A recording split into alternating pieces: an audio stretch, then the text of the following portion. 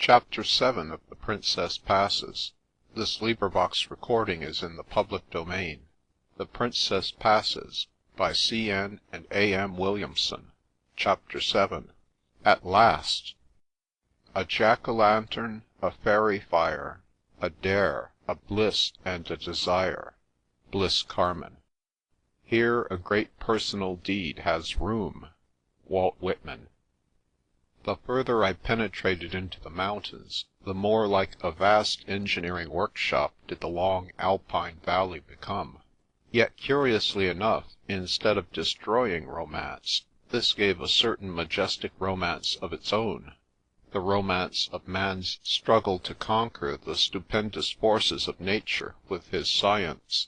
It was as if Vulcan's stithy had been dropped down into a profound ravine of the Alps, and the drone of machinery mingled with the music of the fleeting river, a strange diapason. On the right of the high road, the flat mountain face opened a black, egg-shaped mouth at me. I got out of the carriage to approach it, and while I stood peering down the dark throat, as if I were a Lilliputian doctor examining the tongue of giant Gulliver, I was suddenly clapped upon the shoulder. It flashed into my mind that perhaps it was forbidden to stare at the tunnel in making, and turning to defend myself from a lash of red tape, with the adage that a cat may look at a king, I saw a man I had known years ago smiling at me. I have a worldly-minded cousin who says that she is always nice to girls, because you never know whom they may marry.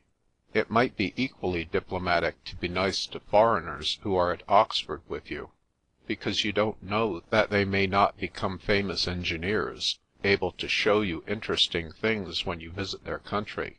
Giovanni Bolzano had been at Balliol with me, studying English, and now it turned out that he was second engineer to the works for the new tunnel. I recalled with poignant regret that Jack Winston and I had once made hay of his room, but evidently he bore no malice, for after saying that he was not surprised to see me, as everybody came this way sooner or later, he offered to show me his tunnel, of which this was the Italian mouth. It had another at Brig, 12 miles away, and boasted the longest throat in the world. But as it was marvellously ventilated, it would never choke in its own smoke, and Bolzano was very proud of the engineering achievement. Having discharged my carriage, I went with him into a workshop, heard the humming of dynamos and the buzzing of tremendous turbines, actuated by the fall of the river di Varia, and gazed with the fascination of a mouse for a cat at a huge and diabolical fan, driving air into the tunnel. This fearful beast had a house to itself, with a passage down which you could venture like Theseus entering the labyrinth of the Minotaur. But such was the volume of breath which it drew into its mighty lungs, that you must use all your strength not to be sucked in and hurled against the shafting, all your self-control not to be confused by its loud, unceasing roar. Hardly had we come out from this weird place, which would have given Edgar Allan Poe an inspiration for a creepy tale, when Bolzano showed me a relief gang of men getting ready to enter the tunnel in a train consisting of wooden boxes drawn by a miniature locomotive. This was my chance. I was hurried off to his quarters, helped into rough miner's clothing, with great boots up to my knees, and given a miner's lamp. Then, joining the 800 Italians, a battalion of the soldiers of labour, we got into a box and set off to relieve 800 other such soldiers who for 8 hours had toiled in the schisty heart of the mountain. I felt as if suddenly, between sleeping and waking, I had plunged deep into the dusk of dreamland.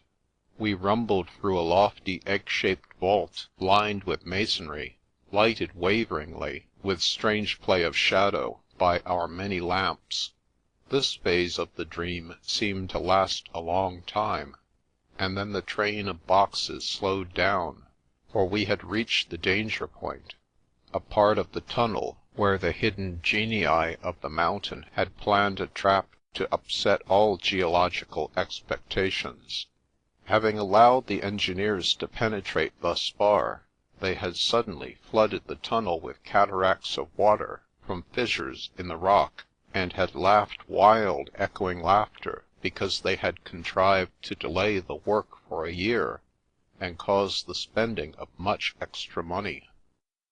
The dream showed me now a long iron cage shoring up the crumbling walls of the excavation, and through this cage we crept like a procession of wary mice, suddenly putting on speed at the end, till we reached the tunnel head and found another train preparing to go out.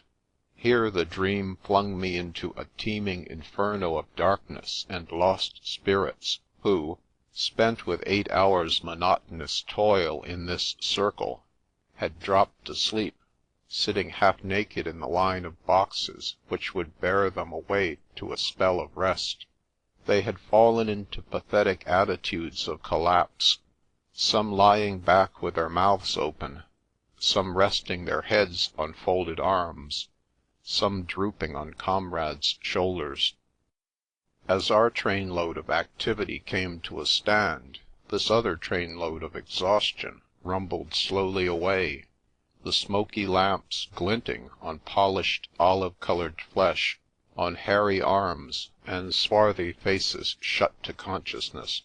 Close to the tunnel head we alighted, and went on into the dream on foot, the gallery contracting to a few feet in height, where a group of black figures bent over rock drills, which creaked and groaned. I saw the drill holes filled with dynamite, and retired with the others while the fuse was lighted. I heard from afar off the thunderous detonations as the rock face was shattered. I saw the debris being cleared away before the drills should begin to grind again, and the remembrance that, in another rat hole on the Swiss side, another party of workers was patiently advancing towards us, in precisely the same way, sent a mysterious thrill through my blood. " Suppose the two galleries don't meet end to end," I spoke out my thought. " But they will," said Bolzano. " Our calculations are precise, and we have allowed for an error of 2 inches. I do not think there will be more. There is a great system of triangulation across the mountains, and every few months our reckonings are verified. By and by we shall hear the sound of each other's drills. Then, down will come the last dividing wall of rock, and Swiss and Italians will be shaking hands. I think, in coming out of the dark tunnels and windy galleries, I felt somewhat as Jonah must have felt after he had been discarded in distaste by the whale. The light dazzled my eyes. I could have shouted aloud with joy at sight of the sun. I made Bolzano breakfast with me in the little inn at Iselle, and got upon my way again at something past noon. The vast turmoil of the growing railway was left behind. It was like putting down a volume of Walt Whitman and taking up Tennyson. The past had the extraordinary individuality of one face as compared with another. It had not even a family resemblance to the St. Gothard. The air was sweet with the good smell of newly cut wood and resinous pines. There were sudden glimpses of icy peaks, cut diamonds in the sun, seen for a moment, then swallowed up by stealthily creeping white clouds, or caressed by them with a benediction in passing. Thin streaks of cascades on precipitous rocks made silver veinings in ebony. Side valleys opened unexpectedly, and one knew from hearsay that gold mines were hidden there. Treading the road built by Napoleon, I was enveloped in the gloom of the wondrous Gondo Schlucht, to come out into a broad valley, a green amphitheatre, above which a company of white mountain gods sat grouped to watch a cloud fight. If I had not been heartbroken by the cruelty of Helen Blantock, I should have been almost minded to thank her for sending me here. But then I reminded myself hastily when this thought winked at me over my shoulder. I was stunned, still, by my heavy disappointment. I was not conscious to the full of my suffering now, but I should wake up to it by and by, and then it would be awful, as awful as the desolation left by a recent great avalanche whose appalling traces I had just seen. I refused to be interested in the old hospice of St. Bernard, or the newer hospice built by order of Napoleon, because neither seemed to me the real thing. If I could not see the hospice of St. Bernard on the pass of Great St. Bernard, I would not see any other hospices called by his name. If possible, I would have gone by them with my eyes shut. But at the new hospice, the yapping of a dozen adorable puppies in a kennel opposite lured me, and I paused to talk to them. They did not understand my language, and this was disappointing. But if I had not stopped, I should have missed a short cut which I half saw, half suspected, dimly zigzagging down the mountain into an extraordinarily deep valley, and tending in the direction of Brig. It would have been a pity to pass it by, for though I often thought myself lost, I eventually caught sight of a town, lying far below, which could be no other than the one for which I was bound. After 3 hours of fast walking down from the hospice, I plunged through an old archway into the main street of Brig. Coming into it, I stopped to gaze up in astonishment at an enormous house which looked to me as big as Windsor Castle. Indeed, to call it a house does not express its personality at all, yet it was hardly magnificent enough for a castle. At each corner was an immense tower, ornamented with a big bulb of copper, like a gigantic and glorified Spanish onion. A beautiful Renaissance gallery, flung across from one tall building to another, lent grace to the otherwise too solid pile, and I guessed that I must have come upon the ancient stronghold and mansion of the famous Stockalper family, still existing and still one of the most important in Switzerland. In the pass I had seen the towers built by the first Stockalper, that Gaspar who in medieval days was called King of the Simplon, who protected travellers and controlled the caravan traffic between Italy and Switzerland. Now to see the house which he had founded, still occupied by his descendants, fixed more pictorially in my mind the stirring legends connected with the man. The little town of Brig seemed noisy and gay after the great silence of the pass. Church bells were ringing, whips were cracking. In the central place there were crowding shops, bright with colour, and lights were beginning to shine out from the windows of the hotels.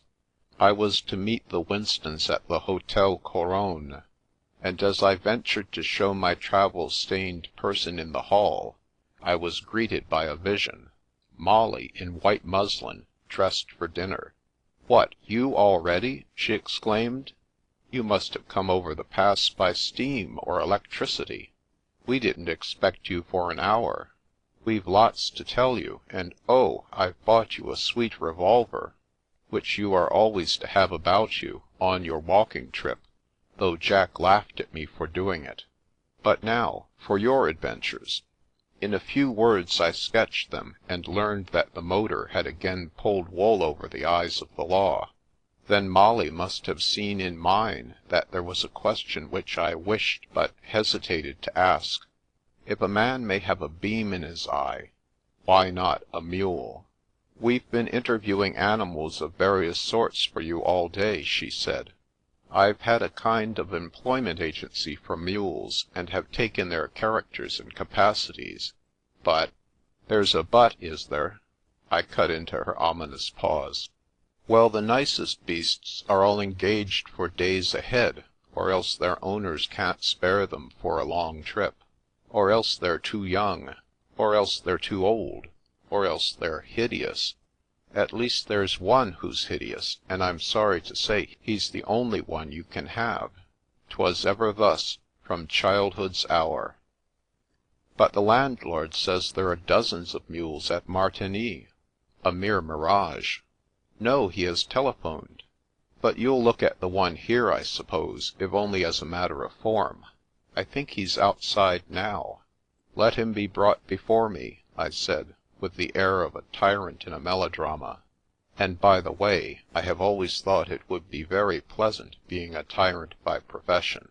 Like him of Syracuse, for instance.